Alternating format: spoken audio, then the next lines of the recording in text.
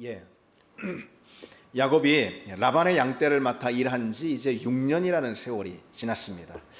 야곱은 그 기간 자신의 소유를 누리기 위해서 정말 애를 많이 씁니다. 그 결과 야곱의 양떼가 점점 많이 불어난 거죠. 그것을 본 라반의 아들들이 시기하기 시작합니다. 그리고 라반도 그 심사가 뒤틀려 가지고 불편한 마음을 아주 노골적으로 드러내죠. 그러자 야곱이 자기 아내들을 들로 살짝이 불러냅니다. 그리고 이제 떠날 때가 됐다라고 이제 아내들을 설득하죠. 당신들 아버지 안색을 보니까 전과 같지 않다라고 그러면서요. 그리고 내가 온 힘을 다해서 당신들도 알듯이 당신들 아버지를 내가 섬겼는데 당신들 아버지가 나를 속여서 그 품삯을 10번이나 변경했다고 그러면서 떠날 이유에 대해서 말하면서 아내들을 설득하는 겁니다. 이 대목을 보면은요, 참 주목이 가는 게 야곱이 그 라반을 호칭하면서 단 한 번도 장인이라는 또는 뭐 심지어 삼촌이라는 그런 호칭으로 부르지 않습니다. 한 번도. 그대들 아버지 이렇게 아내들에게 말하면서 이것은 그만큼 이제 라반과 골이 깊어진 것을 말해주는 거죠. 야곱은 아내들에게 지난 6년 아니 다 하면은 20년이잖아요. 그 20년을 이렇게 딱 요약을 합니다. 라반의 집에서 자기가 산 지난 20년 딱 뭐라고요? 라반은 나를 속여서 늘 빼앗았지만 그러나 하나님이 나와 함께 하셔서 오늘 나로 하여금 고향으로 돌아갈 수 있게 해주셨다. 이렇게 딱 한마디로 요약하는 거예요. 근데 이 말 안에는 어떤 의미가 담겨 있냐면은 라반은 한 번도 장인의 역할을 하지도 않았고 장인이 사위를 좀 잘 돌봐줘야 되잖아요. 한 번도 그런 적 없고 그리고 삼촌의 역할도 한 적이 없다. 그러나 내겐 아버지가 되어주신 하나님이 계셨다. 그랬기에 내가 오늘 여기 이 자리에 있는 것이다 라고 말하는 것이죠.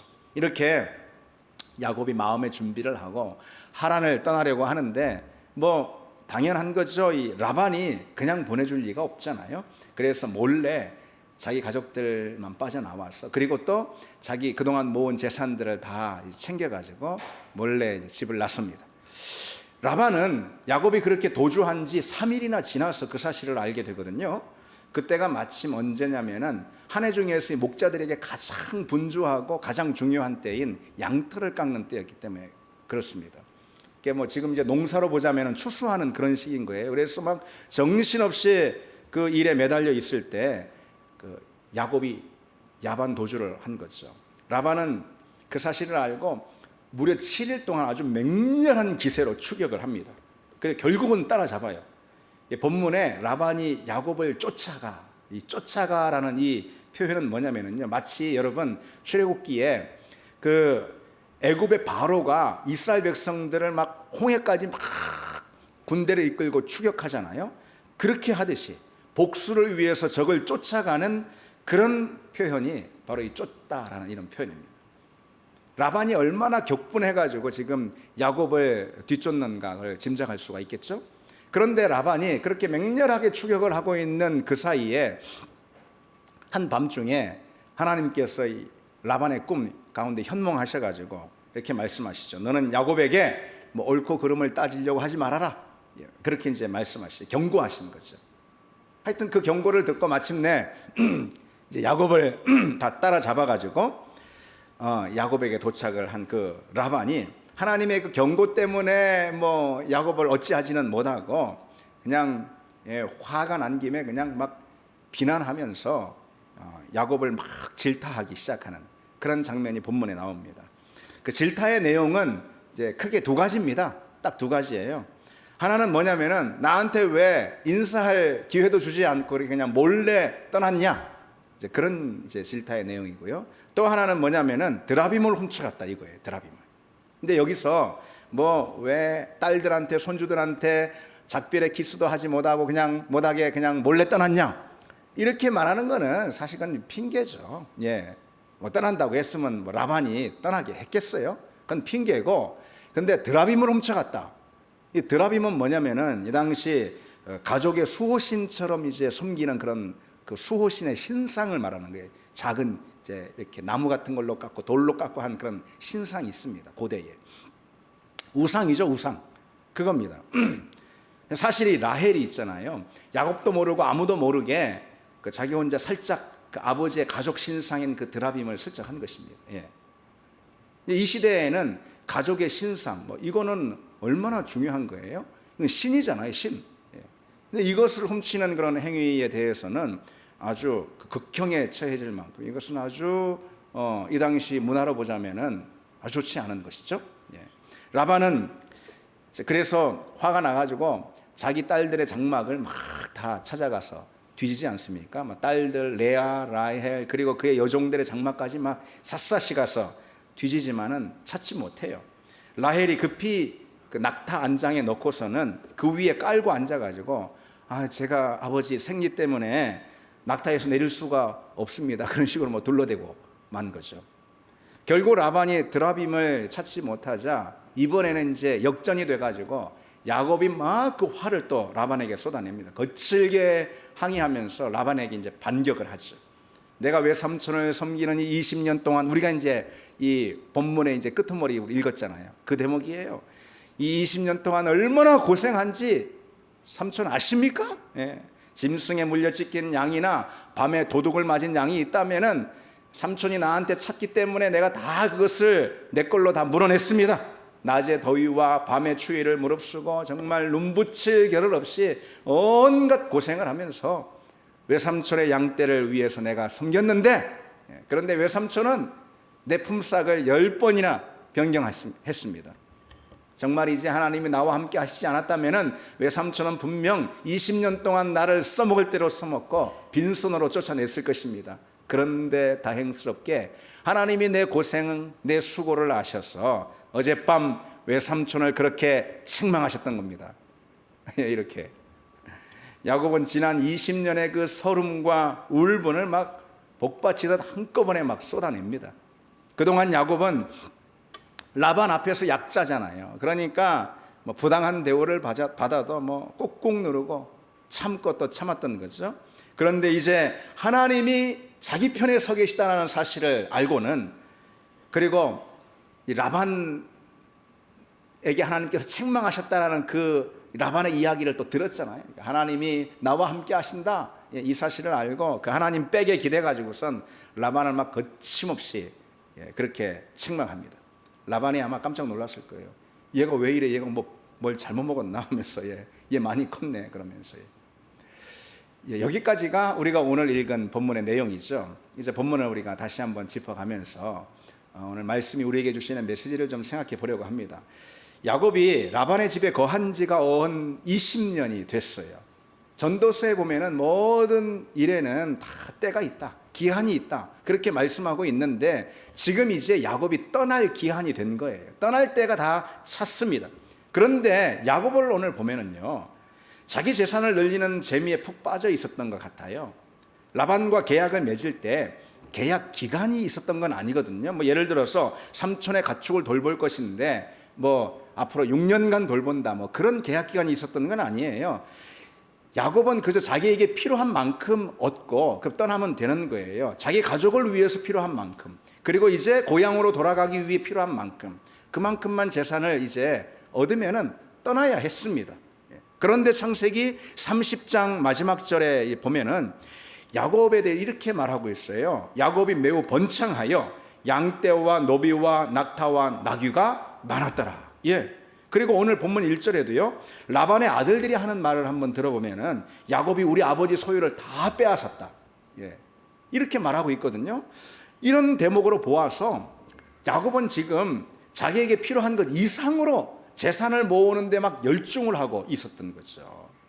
야곱은 자기 양과 염소를 늘린 다음에 그것으로 부족해가지고 양과 염소를 통해서 나귀를 사요. 또 막 낙타를 사드립니다. 심지어 노비까지 사드립니다. 재벌이 되는 거죠, 재벌이. 목축업이 하나님이 도우셔서 그런 건데 목축업이 제법 잘 된 거예요. 그래서 야곱은 그렇게 재산을 늘리는 맛에 푹 빠져서 어느덧 6년이라는 세월이 그냥 훌쩍 지나갔습니다.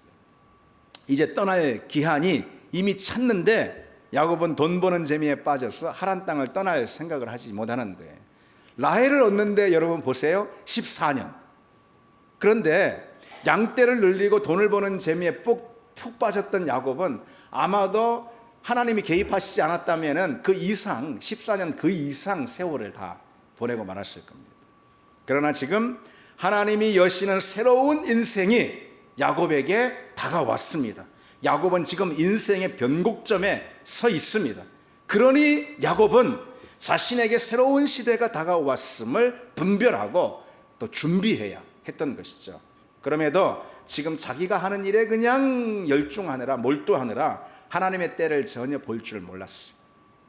한참을 그렇게 재산을 쌓는 일에 열중하다가 시간 가는 줄 모르고 있는데 어느 날 보니까요, 문득 보니까 라반의 안색이 싹 변해 있었던 것이죠. 예. 이전 같지 않은 거예요. 그때 뭔가 느끼기 시작했어요. 예. 이젠 떠날 때가 됐는가 보다. 근데 여러분, 사실 그것은 하나님이 그렇게 역사하신 것입니다. 하나님이 너 떠나라 라고 말씀해도 야곱이 듣지 않을 것 같으니까 라반의 안색이 변하게 하신 거죠. 그리고 그때에 하나님이 야곱에게 직접 말씀하십니다. 간단해요. 이제 돌아가라 말씀하시죠. 내 조상의 땅, 내 족속이 있는 곳으로 돌아가라. 그러면서요, 하나님께서 야곱에게 당신이 누구인지 소개하시는데 누구로 소개하실까요? 오늘 본문의 13절 보면은 베델의 하나님으로 당신을 소개하는 거예요. 왜 베델의 하나님으로 소개할까요? 야곱이 20년 전에 어떤 일이 있었어요? 에서를 피해 도망할 때에 베델에서 하나님을 만나고 하나님께 소원을 드렸잖아요. 그렇죠? 나와 함께 하시고 나를 지키시고 나를 그래서 결국 아버지 집으로 돌아오게 하신다면은 내가 하나님을 위해서 이 베델에 하나님의 전을 지켰습니다. 하나님만 섬기겠습니다. 그 소원을 하나님이 야곱에게 20년이 지난 이때에 떠올리게 하시는 거죠. 그걸 기억하라. 그렇죠? 여러분, 이거는 비단 야곱의 이야기만이 아닙니다. 우리를 두고 하시는 말씀이에요. 세상 재미에 빠져서 그저 주저앉아 있는 그런 사람들이 우리 가운데도 많이 있습니다. 돈 버는 재미에 빠져서 시간 가는 줄 모르는 사람도 제법 있습니다. 또 일하는 열심에 빠져가지고 자기 영이 그냥 다 시들어버리는 상태인지도 모르고 거기 몰두하는 그런 사람들도 또 제법 있습니다. 무엇보다도 늘 똑같은 일상에 젖어서 하나님의 때를 전혀 보지 못하는 그런 사람들이 참 많습니다. 야곱도 실은 그랬어요.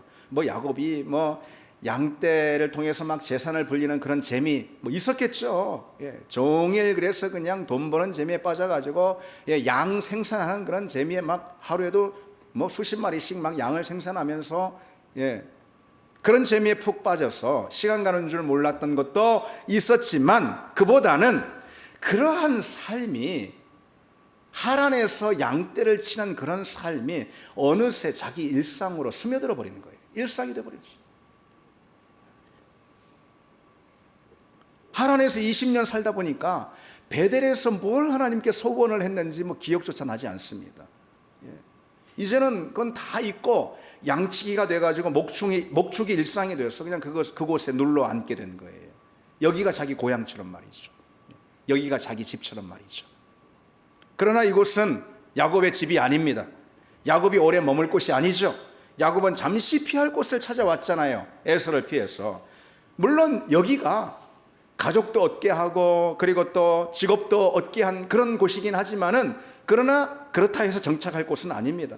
여기가 아무리 아내와 자식들을 얻은 곳이라 해도 이곳이 고향은 아니라 말이죠. 여기서 아무리 양떼를 모으고 재산을 늘린 곳이라 하더라도 그리고 지금도 여전히 번창하고 있다 하더라도 정착할 곳은 아닙니다. 20년 그 오랜 세월을 살면서 이제 이곳에 그냥 완전히 정이 들었다 하더라도 떠나야 할 곳, 이곳은 떠나야 할 곳이라는 그 사실은 그건 변함이 없습니다. 가족을 얻었다는 사실이 여러분 고향을 결정하는 것은 아닙니다. 소유가 있어서 여기 내 소유가 내 재산이 내 터전이 여기 다 있는데 그것이 고향을 결정하는 것도 아닙니다. 정들어서 고향이 되는 것도 아닙니다. 다만 약속이 있는 곳이 고향임을 믿습니다. 약속이 있는 곳이 고향이에요. 진정한 고향은 하나님의 약속이 있는 곳입니다. 따라서 여러분, 이 땅은 그 영적인 고향을 향해 가는 여정이라는 사실을 우리가 잊지 말아야 합니다. 물론 여정도 중요해요.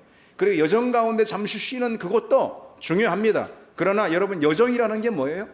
여정이라는 것은 목적지가 없을 때는 의미가 없는 거잖아요. 목적지로 향하지 않을 때는 여정이라는 것은 그게 무슨 소용이 있겠어요? 여러분, 야곱의 문제가 지금 뭔지 아십니까? 지금 하란에서 가족들과 행복하게 보내는 거, 그게 문제인가요?가 아닙니다. 지금 여기서 양떼를 치는 직업에 열심을 다하고 있는 거, 그게 문제일까요? 지금 여기서 재산을 늘리고 있는 거, 그게 문제일까요? 아닙니다. 야곱의 문제는 그런 모든 일을 하면서 그런 모든 일을 고향을 향해, 그 목적지를 향해 돌아가기 위해서 그 일을 하고 있지 않다라는 것, 이게 야곱의 문제인 거예요. 하란에서의 행복도, 또는 뭐 때로는 고난이나 시련도 있겠죠. 뭐 거기서 누리는 행복이나 고난이나 뭐 시련이나 이런 게 문제일 수는 없어요. 그리고 자기 직업에 열심을 내고 돈을 버는 그것이 뭐 문제일 수도 없습니다. 다만 그 모든 일이 목적을 향해, 목적지를 향해 섬기지 못할 때, 그것이 문제입니다. 야곱의 문제는 바로 그것이었어요. 베델의 소원을 잊어버렸던 것.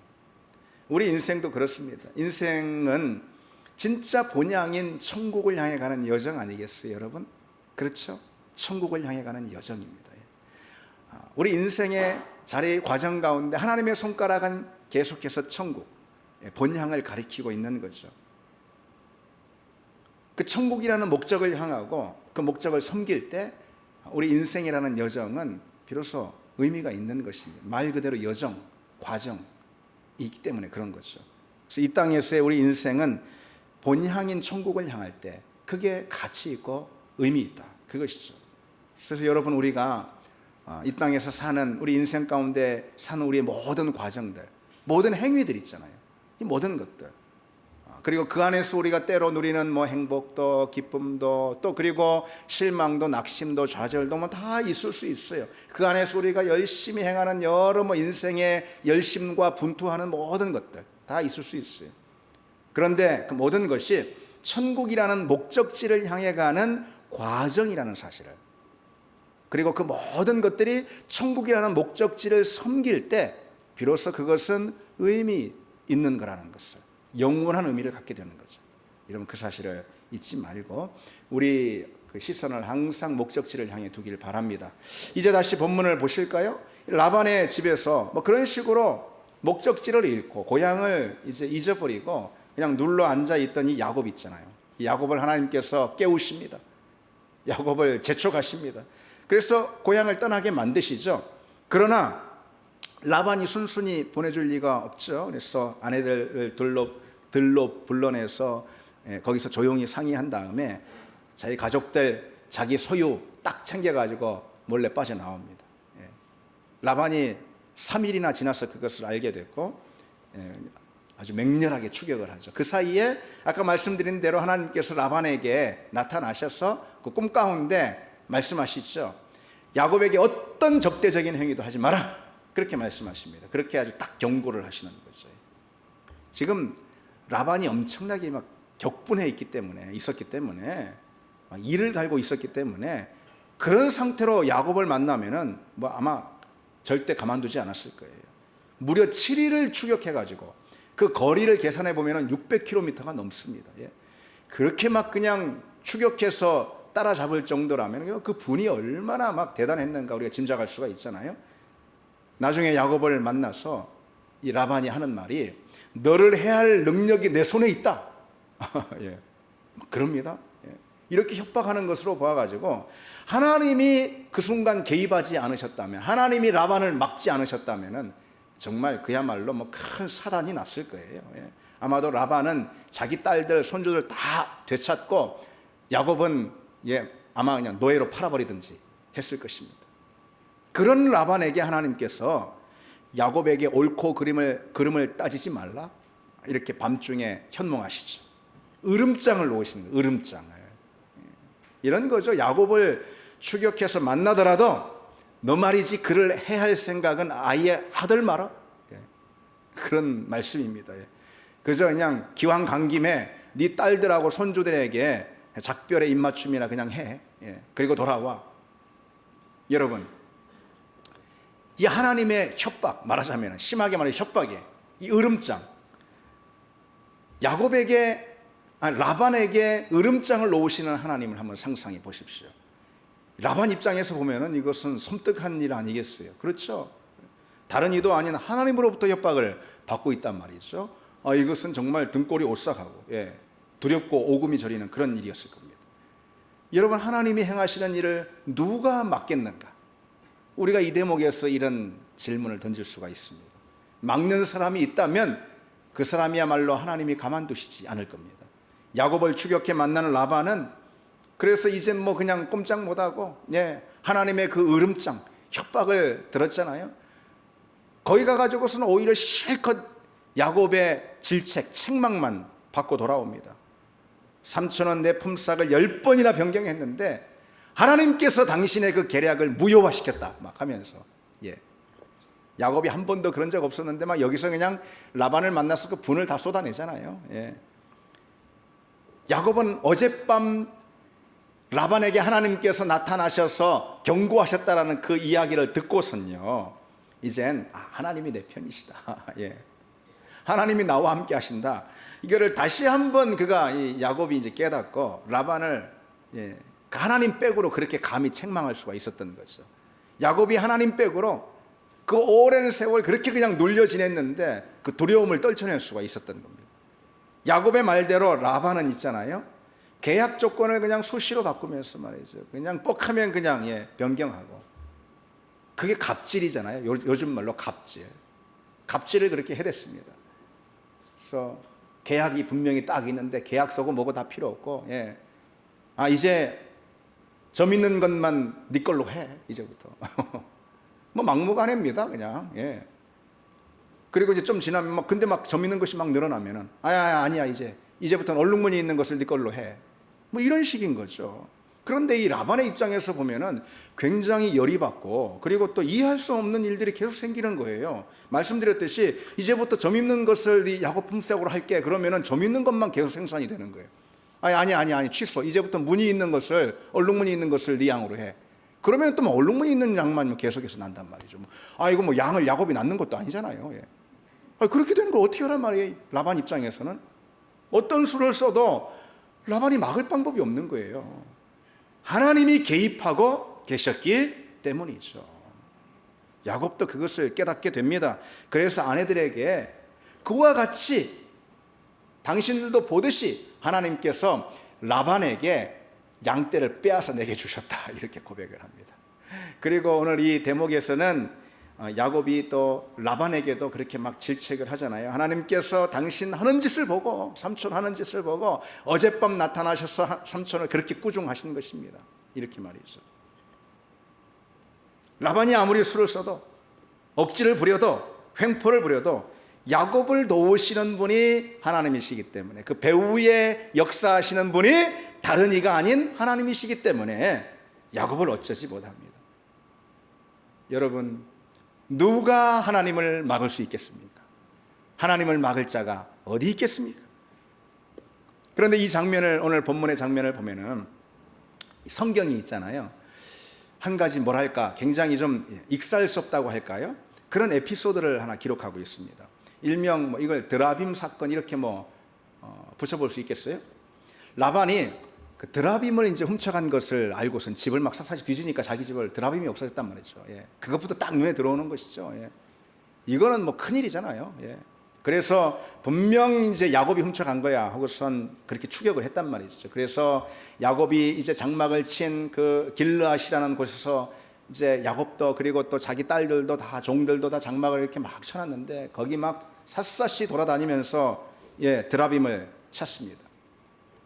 라헬만 알고 있는, 아무한테도 얘기 안 하고 라헬이 슬쩍 한 거거든요. 라헬이 그냥 놀라가지고, 라헬이 믿음은 없었던 거예요 이때까지는. 어쨌든 놀라가지고 낙타에 타고서는 그 엉덩이 밑에 그 드라빔을 깔고 앉은 겁니다. 라헬은 아마도 그 먼 여행길에 보호를 받을 목적으로, 드라빔이 수호신이니까 가족, 아버지가 그렇게 애지중지하는 수호신, 그게 이제 우리가 가나안까지 가려면 한 달이 넘게 가야 되는데 이 여정 가운데 우리 가족을 보호하실 거다, 뭐 이런 식으로 말이죠. 가지고 나온 거예요. 그런데 여러분, 그런데 그 드라빔이라는 우상이 처한 상황이 어떤가요 지금? 이게 재밌습니다. 라헬이 드라빔을 급한 김에 다급히 숨기기 위해 가지고 자기 엉덩이 밑에 깔고 앉았단 말이죠. 이 순간 어떤 일이 지금 벌어지고 있는 거예요? 라반이 그렇게 소중히 여기는 가족의 수호신 그 우상이 라헬의 엉덩이 밑에 깔려가지고 수치를 당하고 있단 말이죠. 성경은 이 사건을 통해서 우상이 어떠한 것인지 신랄하게 풍자해주고 있습니다. 우상은 하나님 앞에 그 어떤 힘도 쓰지 못하고 무력하게 그저 비웃음과 수치를 당하는 아무것도 아닌 게 우상이다. 그런 말씀을 지금 하고 있는 거예요. 드라빔이 지금 당하고 있는 그 수치와 함께 그 드라빔을 우상으로 섬기고 있는 라반 역시 자기도 모르는 사이 수치를, 모욕을 당하고 있는 거 아니겠어요? 라반은 모든 힘을 다해 야곱의 모든 힘을 다해도 야곱의 털끝 하나 건들지 못하게 됐습니다. 그가 그렇게 섬기는, 그렇게 대단한, 그렇게 능력 있는 드라빔을 동원해도, 자기가 데려온 그 많은 군사를 동원해도 무용지물 뿐입니다. 야곱 털끝 하나도 건들 수가 없습니다. 하나님이 야곱을 그 장중에 붙들고 있기 때문이죠. 여러분, 누가 하나님을 막아설 수가 있겠는가? 하나님을 막아설 수 있는 자는 없습니다. 성경에서 이 중요한 사실을 아주 가장 두드러지게 보여주고 있는 이야기가 있는데요. 그건 다름 아닌 바로 출애굽 사건입니다. 출애굽 사건. 여러분, 이 애굽의 바로가 어떤 일을 했죠? 출애굽기를 보면은 이스라엘 백성들을 애굽에서 이끌어내려는 그 하나님의 일을 딱 막아서고 서 있었잖아요. 그렇죠. 하나님이 출애굽을 결정하시고 광야로 인도하시려 하는데 바로가 막아서 가지고 이스라엘 백성을 내주지 않고 딱 버티고 있단 말이죠. 여러분, 사실 당시에 이 바로가 막아서면 세상에서 할 수 있는 일은 없습니다. 바로는 절대 권력자인 거예요. 바로가 아니다 말하면 끝인 거예요. 바로가 딱 막아서면 그냥 끝입니다. 바로가 말하면 뭐 없던 것도 만들어내고 있던 것도 다 부숴버립니다. 그런 절대 권력자.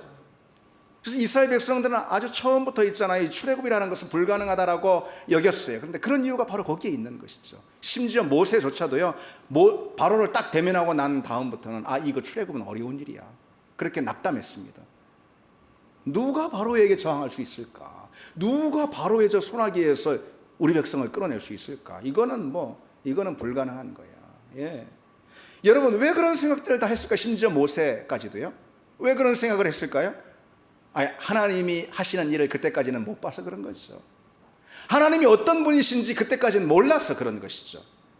그런데 여러분 보십시오. 다들 그런 생각을 가졌을 그때에 하나님께서 당신이 누구이신지 제대로 보여주시고자 합니다. 맞아요. 그런 생각을 가졌기 때문에 오히려 더 바로가 그렇게 딱 막아섰기 때문에 이스라엘 백성들이 바로의 손에서 누가 우리를 건져줄 수 있어, 그런 생각을 오히려 했기 때문에 하나님께서는 하나님 당신이 누구이신지 제대로 보여주시고자 합니다. 그게 출애굽기예요. 바로가 스스로 장벽이 되어서 하나님을 막았기 때문에 하나님이 오히려 더 큰 권능으로 역사하십니다. 애굽에 10가지 재앙이 막 일어나고요, 홍해가 갈라지는 전대미문의 사건이 일어나고요, 이스라엘 백성들 구름기둥으로 인도하지 않나, 그리고 불기둥이 탁 막아서 애굽의 군대를 저지하지 않나. 바로를 비롯해서 온 애굽의 백성들이 정말 혼이 쏙 빠질 정도로. 출애굽이 다 끝난 다음에 바로의 참모들이 하는 말이 무엇입니까? 왕이시여, 애굽이 망한 줄 왕은 모르시나이까?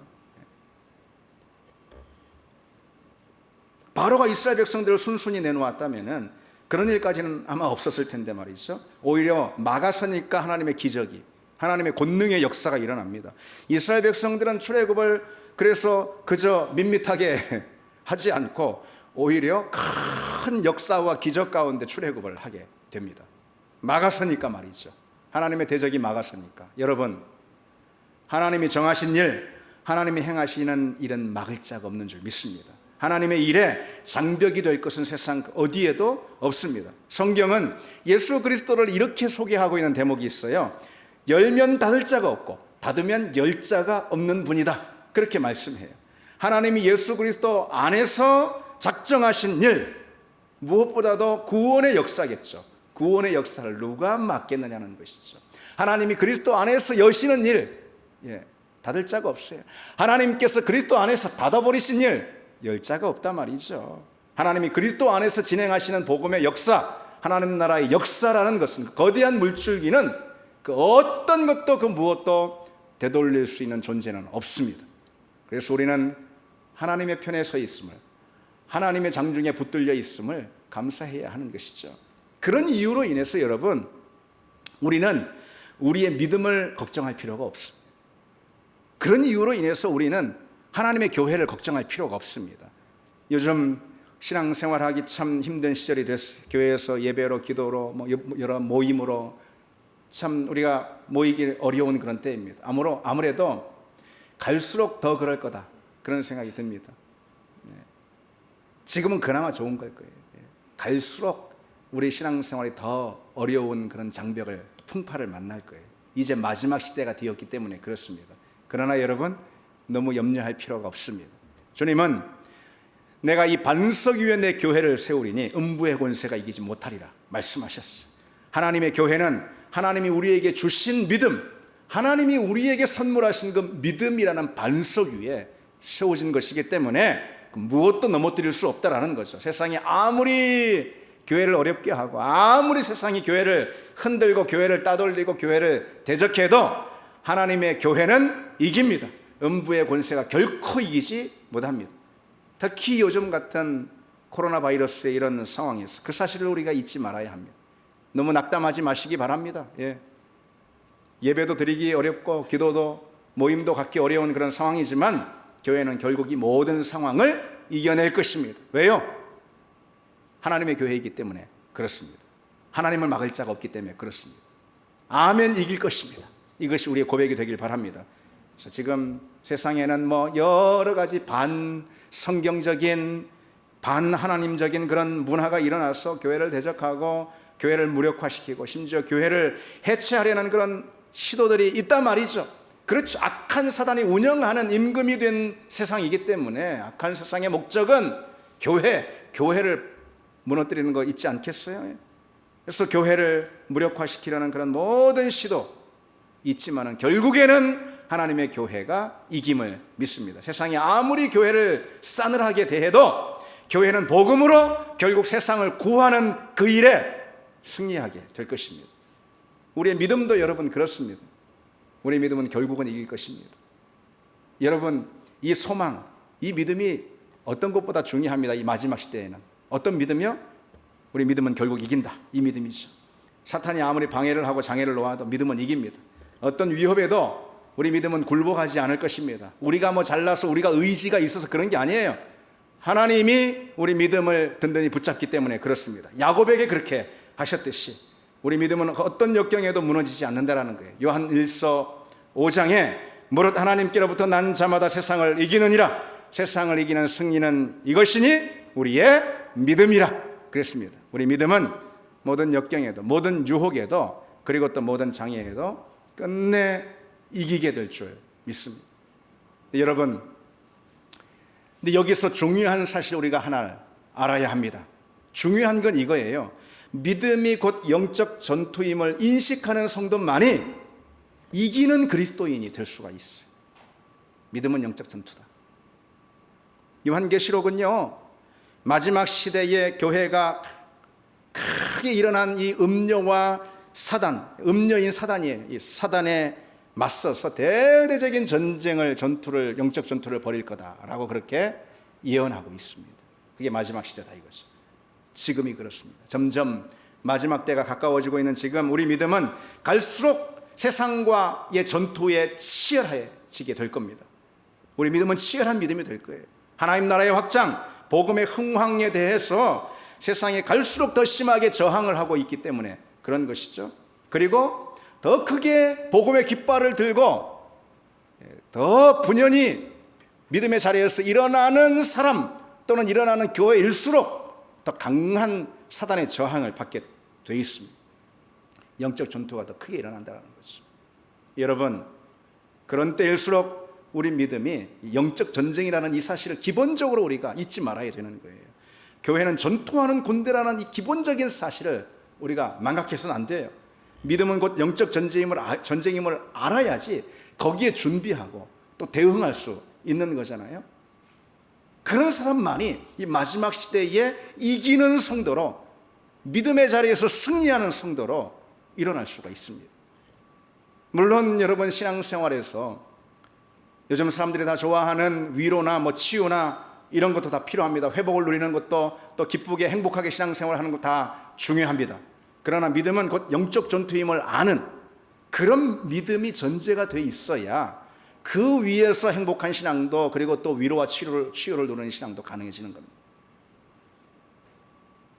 믿음을 대적하는 사단의 세력을 우리가 인식하고 그 활동이 뭔가, 믿음을 파괴하는 사단의 활동이 무엇인지 볼 줄 아는 그런 영적인 눈을 다 가져야 한다는, 이것은 모두 특별한 사람만에게 요구되는 것이 아닙니다. 우리 모두에게, 우리가 살려면 그렇다라는 것이죠. 그래야 우리는 이기는 믿음이 됩니다.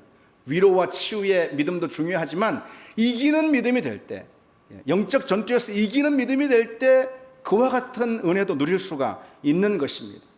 늘 깨어서 우리가 준비하고 모든 사단의 결박을 분쇄하는 믿음이 될 때, 그로부터 우리 믿음의 행복도 기쁨도 위로도 우리는 누릴 수가 있다는 거죠.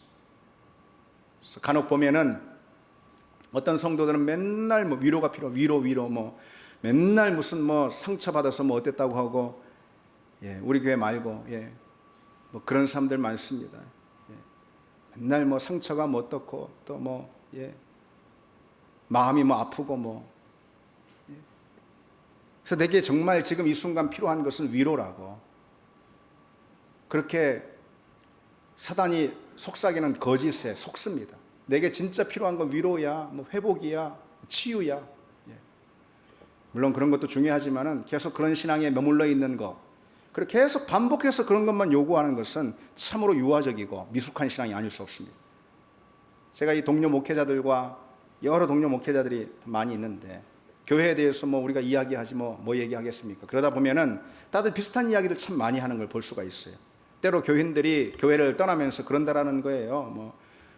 우리 교회는 안 그런데요. 제 동료 목회자들이 그런 얘기 많이 하더라고요. 교회를 떠나면서 교인들이 하는 말이 뭐, 나는 이 교회, 정말 이 교회가 뭐 참 내가 받은 상처 또 그런 아픔 이런 걸 치유해주고 보듬어주고 위로해줄 그런 교회인 줄 알았는데 실망했다고. 그러면서 교회를 떠나다라는 거예요. 그러나 여러분, 문제는 위로받지 못한 믿음에 있지 않아요. 문제는 어디에 있느냐? 영적 전투에서 패배한 믿음에 있습니다. 문제는 언제나 위로받지 못한 믿음에 있기보다는 영적 전투에서 패배한 믿음에 있다는 사실을 기억하십시오. 여러분, 우리 믿음은 무엇보다 십자가 보혈이, 그리스도 십자가 보혈이 죄의 권세를 이기는 능력을 경험해야 됩니다. 우리 믿음이라는 것은, 우리 믿음은 주님을 향한 충성과 헌신이 내 자아 중심의 이 우상을 깨트리고 이기는 그런 능력을 경험해야 합니다. 우리 믿음은 고난과 시련의 광야를 헤치고 온전히 하나님의 사람으로 빚어지는, 그래서 우리 연약함을 깨고 이기는 능력을 경험해야 합니다. 우리 믿음은 온갖 세상의 염려와 걱정 그리고 두려움의 현실을 격파하고 그 위에 든든히 설 줄 아는 그런 이기는 능력을 경험해야 합니다. 믿음의 자리에서 이김을 누리는 여러분 되시길 바랍니다. 이제 말씀 맺겠습니다. 여러분, 하나님을 막을 자가 없다고 그랬습니다. 따라서 우리 믿음은 결국 이기게 될 것입니다. 우리 인생의 걸음 앞에, 한 걸음 앞에 나아가셔서 믿음의 길을 꺾으려는 모든 대적들과 앞서 싸우고 계신 그 주님을 붙들고 주님 안에서 한 주간도 이기는 여러분 되기를 바랍니다. 우리 같이 이 찬양 드리겠습니다.